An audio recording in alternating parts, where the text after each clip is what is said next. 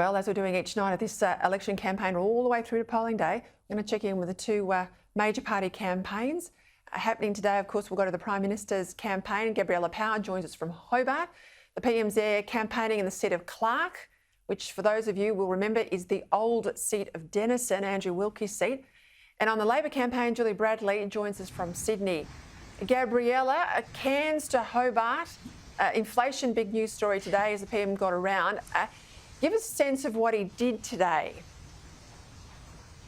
Peter, the Prime Minister started and finished the day by wearing high vis and a hard hat. He was in far north Queensland promising to invest $24 million in upgrades to the Cairns Marine Precinct. He was alongside Liberal member for Leichhardt, Warren Entsch, and as part of this announcement, it's set to create hundreds of jobs and boost tourism. But the seat of Leichhardt is one that both major parties are vying for, and just last week, Labor promised to invest $150 million to upgrade the precinct as part of its national security package. The Prime Minister then flew to Hobart this afternoon. He's just wrapped up a tour of the Nearstye manufacturing facility where he's promising to spend $50 million in upgrades if the Morrison government is re-elected.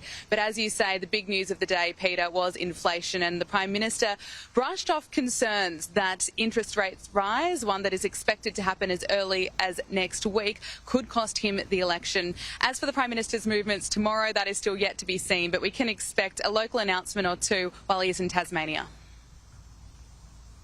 All right, well, the Labor leader's out of the basement tonight, but already we're told we're not going to see much of him.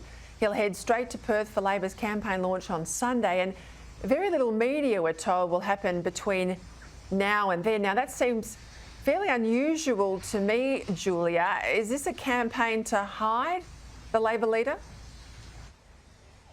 Well, Peter, it must be said that the Labor campaign are keeping an incredibly tight lid on the movements of Anthony Albanese tomorrow and on Saturday. Ahead of that official Labor campaign launch on Sunday, we've heard very little about whether he'll be making any major announcements when he heads over to WA tomorrow.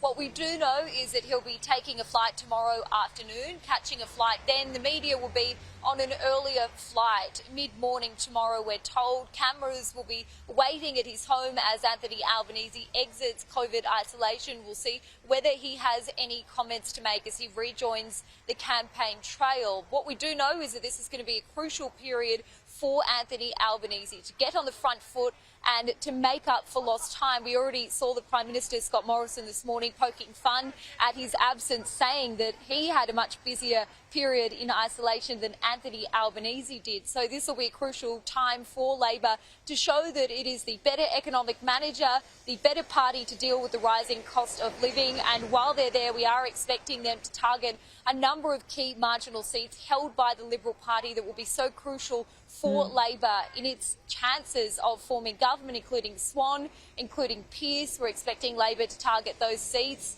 It will be the opposition's first trip to WA this campaign. It was postponed, of course, because of that COVID diagnosis. All right, thank you there. I'll leave it if I can. Gabriella Power, Julia Bradley. It's one thing, to have a small target strategy. Quite another thing to have your Labor leader in cotton wool.